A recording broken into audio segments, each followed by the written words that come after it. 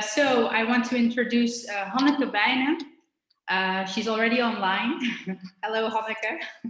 Hi, Anoesjka. Hi. I'm super excited, by the way. It's all about fundraising when it comes to nonprofit organizations. And I was just telling someone, because it might echo a little bit, by the way. It's because I'm at the Erasmus University at campus, because they're opening a new incubator building. And I was telling a few people here during networking that it is so difficult to get fundraising in for nonprofits. So I'm super excited that you are willing to join Venture Cafe, and also because you're so experienced, being head of fundraising at the Rijksmuseum. So yeah, I just want to ask you, just give us quickly a story about who you are, and please tell us, give us tips and tricks how to fundraise, because also for Venture Cafe, for people that might not know, we're a nonprofit organization too. Yeah. So we're depending on subsidies, we're depending on sponsorships, depending on donations from visitors. So I cannot wait to hear your story. Thank you for being here. Thank you, Anoesjka. Yes, I don't know if I hold the golden map, but if I will find him, I will share it.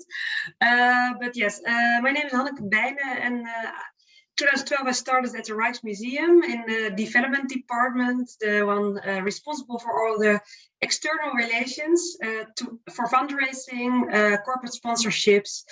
And at the end, the last years, I was head of partnerships, responsible for all the corporate relations. We had around 80 corporates connected to the Rijksmuseum. And since the 1st of March, I started as director of AVL Mundo. We are a contemporary art center in the Merrifier Havengebied, M4H.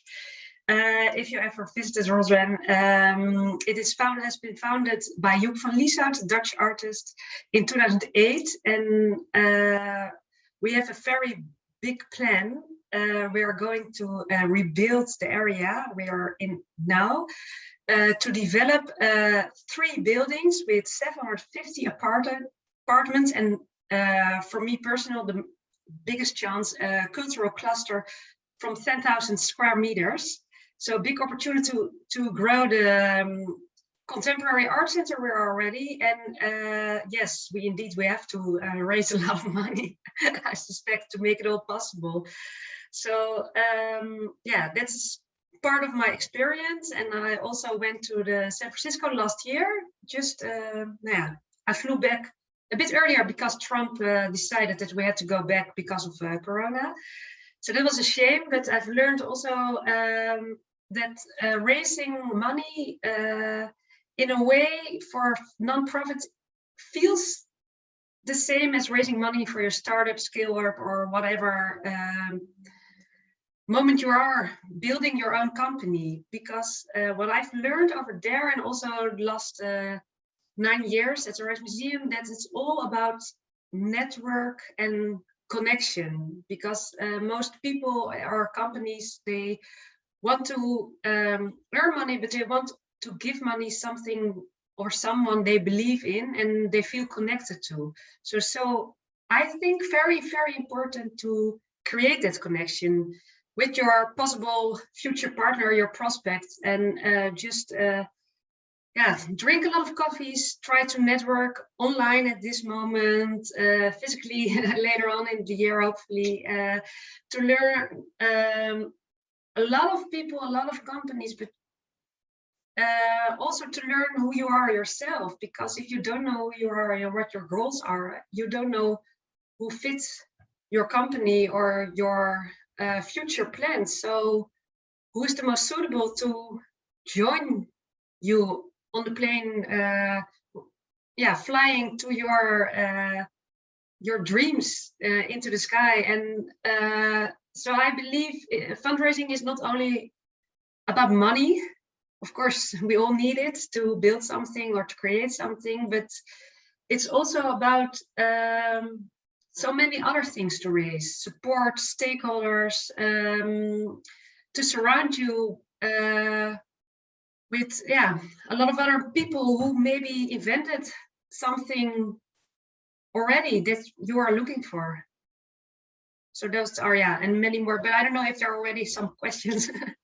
So yeah, I was thinking, as I'm listening to your story, it is almost as if you're, thinking as an entrepreneur. And I was wondering if there might be anyone here in our Zoom now that raised maybe, a sufficient amount of subsidy or got a donation from a my gosh, I cannot pronounce the word. Philanthropy. Thank you, from an organization, because I feel that it's kind of like, do companies or corporates kind of understand that it is basically giving them a great business case, but they don't earn anything. You want money from them for, because something you believe in, but how do you do that? Like, what is then the storytelling? Or do you have like a really good slide deck that looks like a, slide deck from an entrepreneur? Or tell us a little bit, how do you do it? Yeah, I think storytelling, that's the most important. Just like I told, if you know who you are or where you want to come together with the prospect, it's much easier to tell a story to create more value for both of you. And you really need to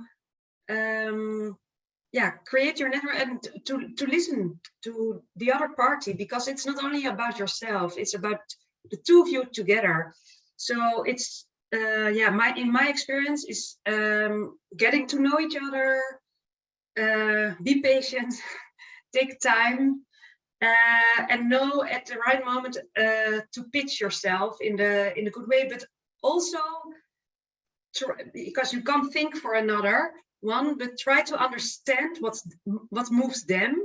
Why is that company there? What are their goals they want to reach out to? How can you help them to reach it out? Maybe because you have a very beautiful area, they can have their CEO dinners, or it can be small things, it can be bigger things, because everyone is much more willing to invest in someone else if they can earn something with it, because all those sponsor managers and the ones responsible with all those corporates to say yes to this kind of agreements, they have to lobby in their companies for money to give to society or to arts or sports or whatever you need it for. And why will they invest in you if they can also invest in so many others? And what do they get for it? Because no one will do something for nothing. And Hanneke, could you tell us about, like, what was your biggest success? I think last year during Corona, the founder of the Rijksmuseum, Philips, we had to now I can't get to the English. Verlengen, Anoesjka. Extend? Yeah, extend the agreement.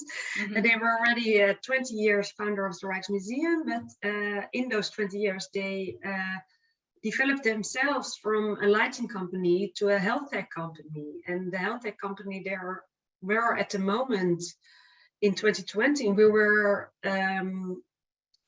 trying to extend their agreement. How did that new Philips still fit the Rijksmuseum and find a way, and also doing it by Zoom and Teams meetings, because there was no possibility to see each other physically in the eyes, and it worked very well because they extended for another 5 years for the same agreement. So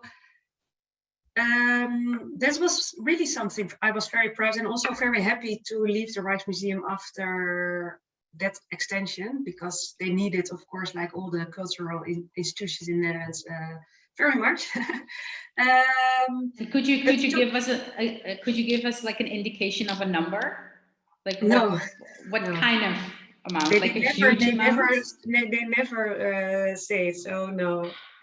But like, it's big for culture. It's big, and it's not. Okay. Don't never compare culture with sports, because there it's 10 more times. But I think the most successful was that we already started during their discussion of the negotiation of the agreement, that the Rijksmuseum made this the night watch, and we sent it to care homes, and that's really something that fits Philips, because they are there for you and they want to help you to be more healthy.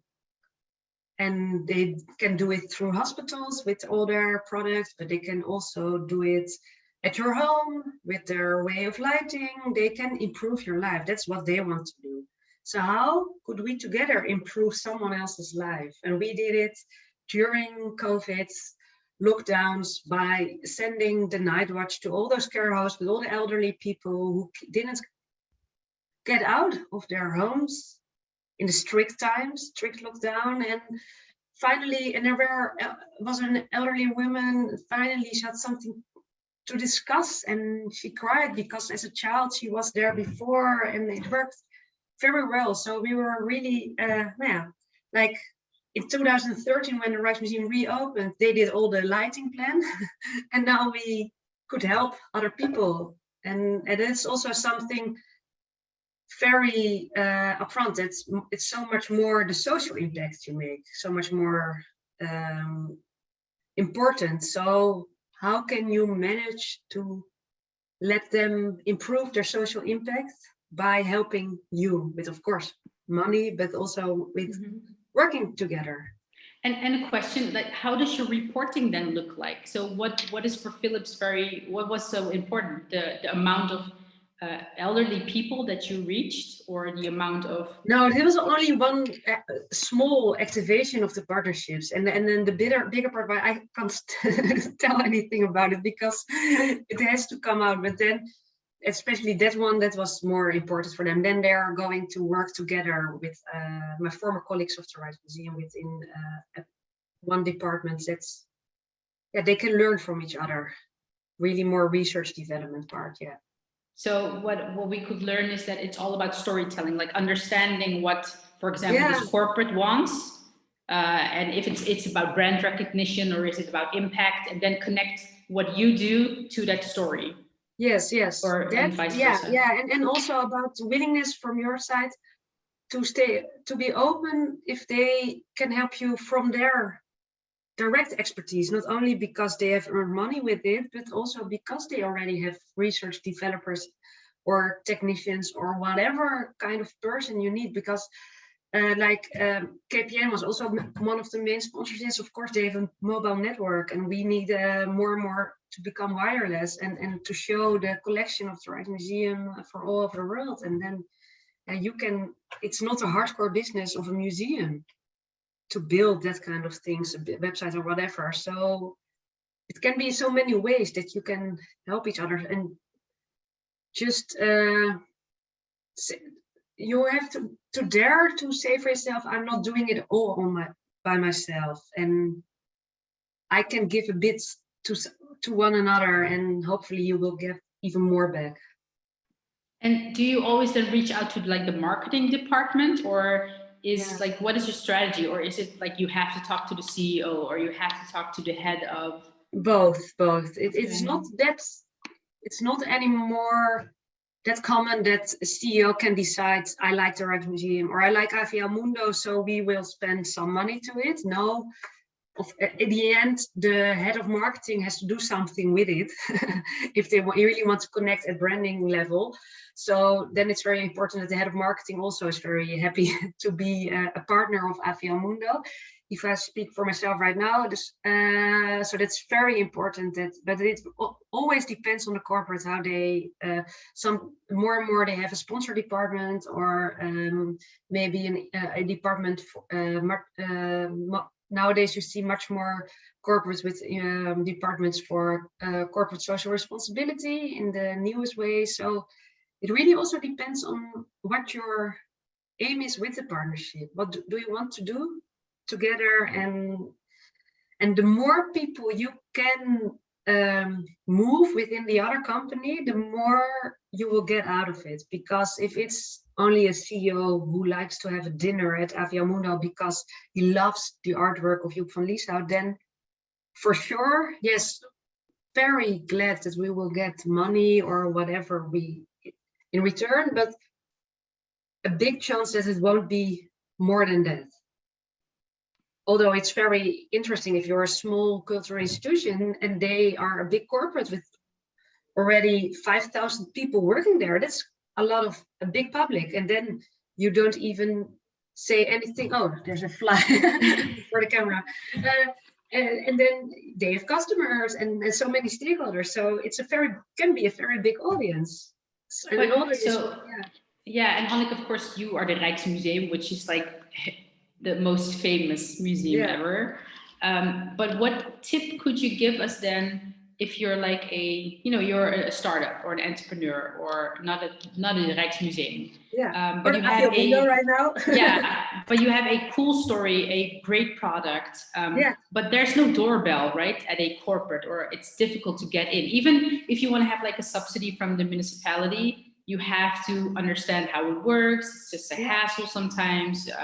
What would you say, like, this is the best tip I could give you? Like how to start? Yeah, if you really want to put all your energy in it, LinkedIn and knocking on doors to connect, because most people, they love to have a chat or a cup of coffee, or nowadays maybe a short Zoom meeting to talk about their business, and they are willing, and then maybe they think it's not something for me, but I know someone else, and that's for sure. Yeah.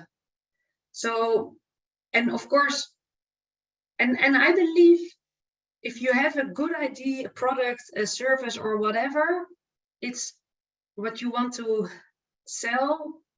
If it's really true and it connects with the other one, that you can partner up together. And if it's by raising money or maybe raising stakeholders or audience, it can be so many other things.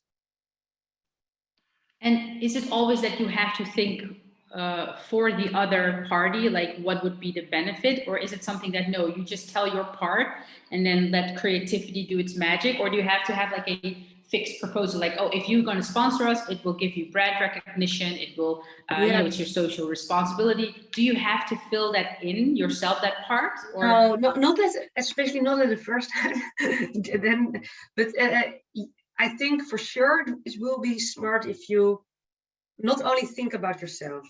So try to know the other one beforehand, but don't fill in anything during the conversation, but just try to let you know that you understand him or her.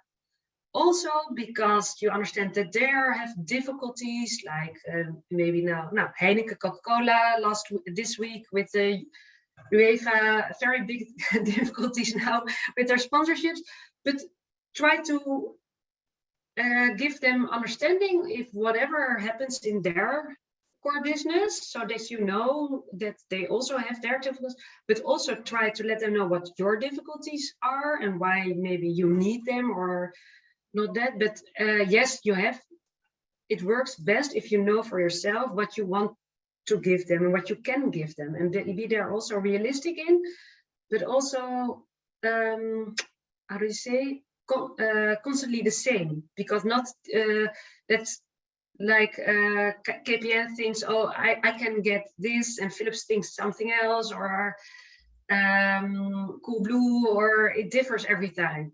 You have to be very strict for yourself, and also no is an answer. Because if you don't want to sell yourself for a bad price. True. Yeah, I think sometimes it's difficult because you're so eager and so passionate about what you want, and you really want the other person to understand. And for Venture Cafe, for example, we really got always the response of, oh, but our marketing budgets are very tight. Yeah. We're not sponsoring even like the Rotterdam Marathon anymore. Yeah. There's nothing, there's no money anymore. So the conversations kind of quickly ended. But how do you keep it going? And by saying, well, or maybe, if it's now because of Corona, you can come back a half year later, maybe. Then, and also one thing I've learned from someone else, maybe years ago, follow the money within the company. Where does the money really come from? What's the most important thing they sell to earn their money? Because if you know where the money comes from within their company, then you know where you have to get it from. Because in the end, like with Philips, I don't know, but if they earn it with all their deals with hospitals and not with the consumer market, then it will be hard if you are only talking with the marketing manager of the consumer market, because yeah, they don't have the money because they are not the ones who earn it for the company. So you have to get in touch with the ones who do. Okay. Yeah. Because especially corporates are so big and there are so many ways. And I think that is the difficult part. So I have this thing that what I learned is that always talk to the CEO or someone that has a vision. Because what I do notice is that every time you try and you're talking to the wrong person, they don't have that, you know, they cannot, their vision is like lacking a little bit. They cannot like follow your storytelling. They're like, oh no, you know, we're not interested. But I think you should always try to talk to like the head of or the CEO or the big boss, because that person is like thinking about, you know, the dot on the horizon has a bigger picture. Is that and how do you fit in to reach that dot? Yeah, also for them. Okay. Okay, good one. So are there any questions maybe? Because I'm you know, asking away. Yeah, of course. I haven't looked in the chats, but no, I was in the chat asking if there is maybe an entrepreneur here with us that had a great success by raising subsidy or donation. And Mark responded.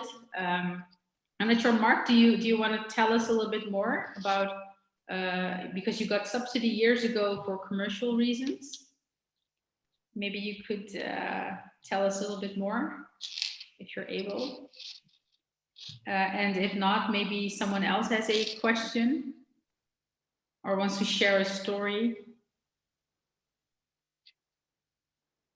No, everyone is just listening in, which is fine. I have no, of course, I don't know from where you're dialing in, so you might be in the metro or. Oh, great! I can share it. Sure, please do. Can you come and join us? Oh, he's sharing. The administration was a bit of a hassle. Oh, I recognize that, by the way. Subsidy is a lot of administration, and but it's also you have to be aware of, because it sounds very easy sometimes for projects to ask for money over there, but then afterwards you have to be very responsible to, it takes a lot of time. Yeah, well, I have a background in public administration, so I used to create subsidy, programs. The challenge is always indeed to make sure that you write towards the program and the target group, but also try to understand the entrepreneur, the people that are going to request that subsidy, which is, I think, also a skill. But I do recognize that a lot of entrepreneurs don't really like subsidy because it's like a hassle with administration and things. And Mark is saying that he cannot come online, but he's typing in the chat, so I'm gonna read it. I would not do it again, but for some people it might be worth it. For me, it was a for-profit and aimed at business to make Netherlands towards more innovative, competitive. Okay, so, but you won't do it again. So it was a lot of hassle. I think it's similar to EU programs. If you want to request like an EU amount, that's even worse, maybe. I haven't done it before, but I've heard it's very difficult.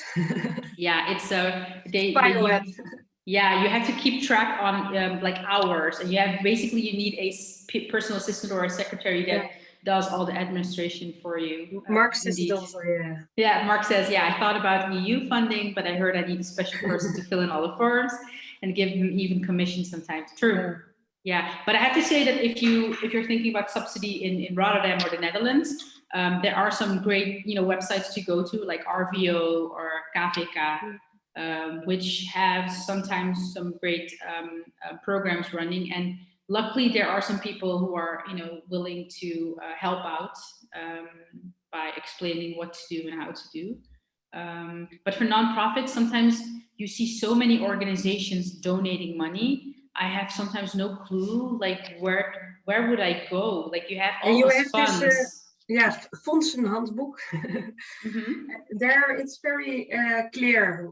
If you know what kind of project or venture cafe itself, and then you can go through the booklet, and then you see which foundations may want to fund you in front. Oh, okay. Yeah, because what kind of foundation you are, it depends on, because it's for arts or sports or society or whatever, and then you can make it smaller, and at the end you have like maybe 10 or even more foundations left over, and then okay, I can get in touch with them or go to their websites and see. Sometimes they have like every now and then a possibility to put in the plan, or sometimes it works just by knowing them and having coffee or whatever to tell about the plan. It depends. Yeah. Hanneke, did you just say it was in France or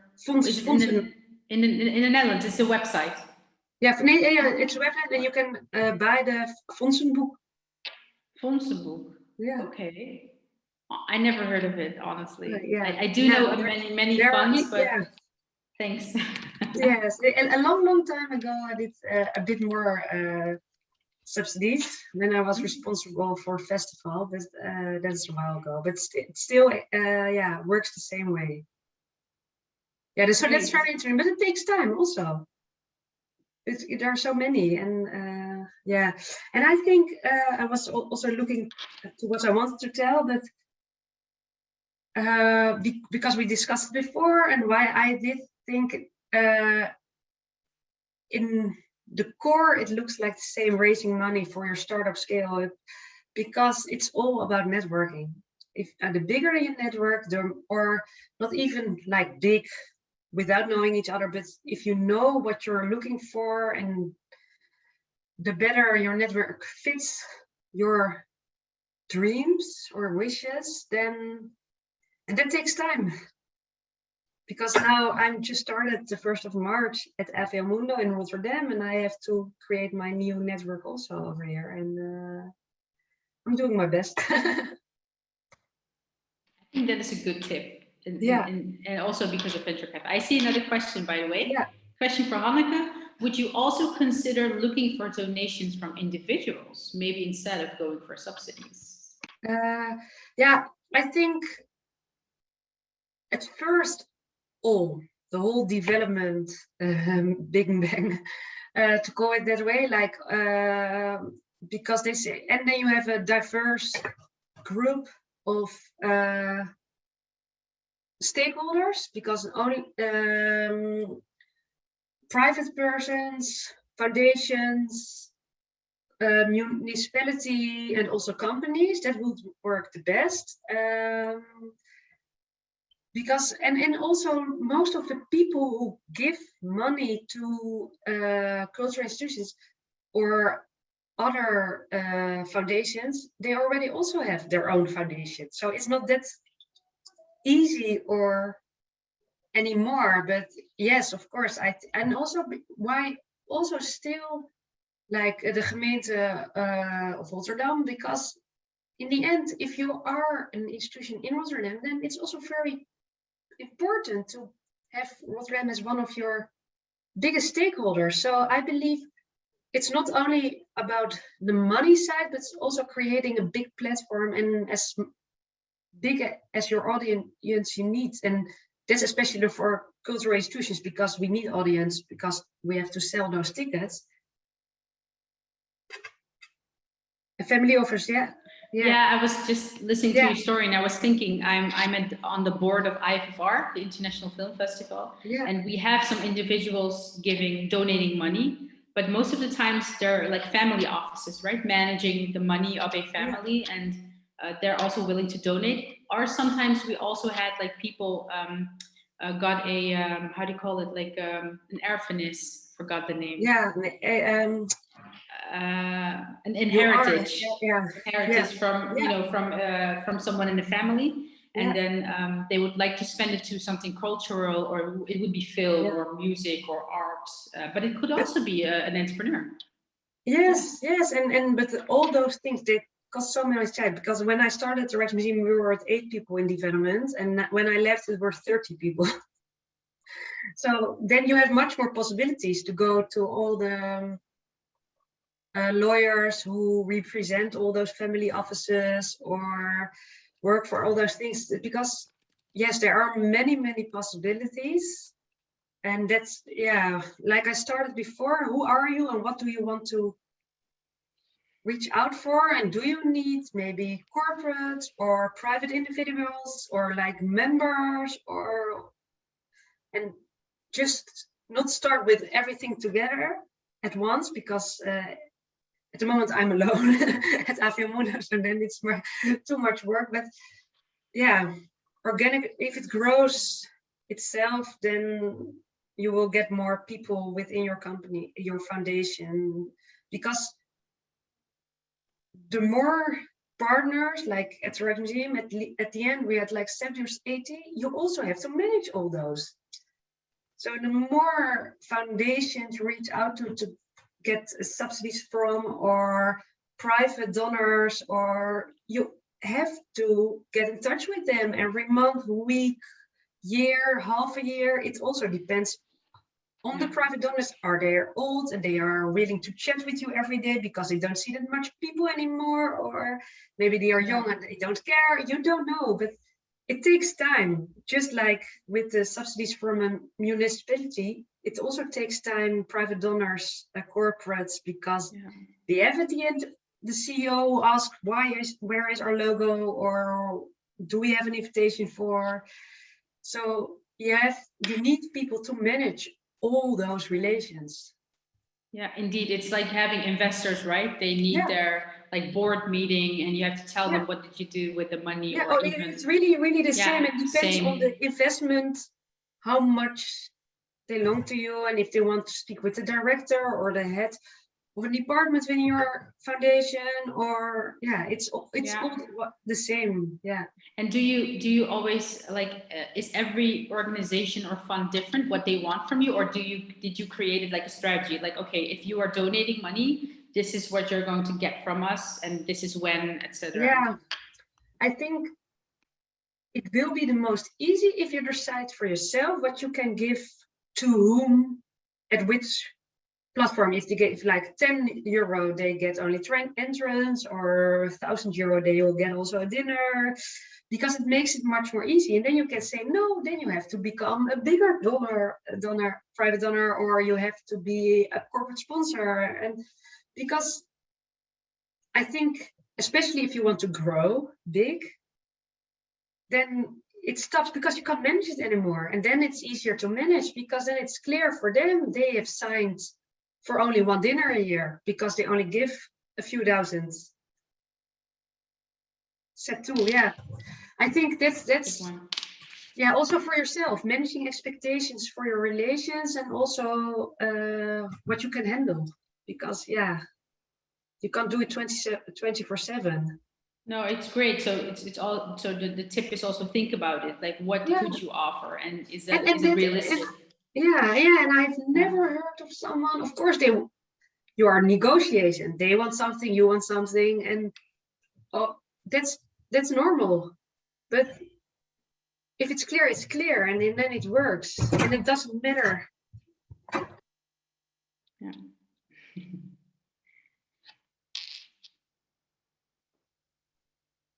Sorry.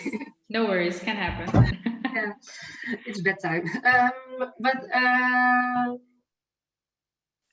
So I think for everyone it makes it easier if they know what they can expect. Yeah. So basically create a plan. Create a plan, strategy. And hold to the plan, not changing it every now and then. Because otherwise then they don't understand. I was the first investor, but after 10 years a new one comes just for the moment, and he gets even more. although I'm there already for 10 years. Yeah. So That is, yeah, I hear that a lot, by the way. That's really yeah, true story that you hear that I was the first one, but why don't I get you know, the perks? So yeah, very aware of your true partners and the believers in you. Yeah, good one. Thank you. I'm looking at the time we had officially until 6:30. Yeah. And I know you have to bring some kids to bed. And I also have a message that the session next to or after us is unfortunately not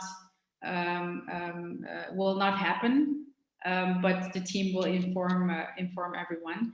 But if there are no other questions, Hanneke, then it was thank you for, you know, this quick 30 minutes update. And I feel that I need to invite you again to the stage.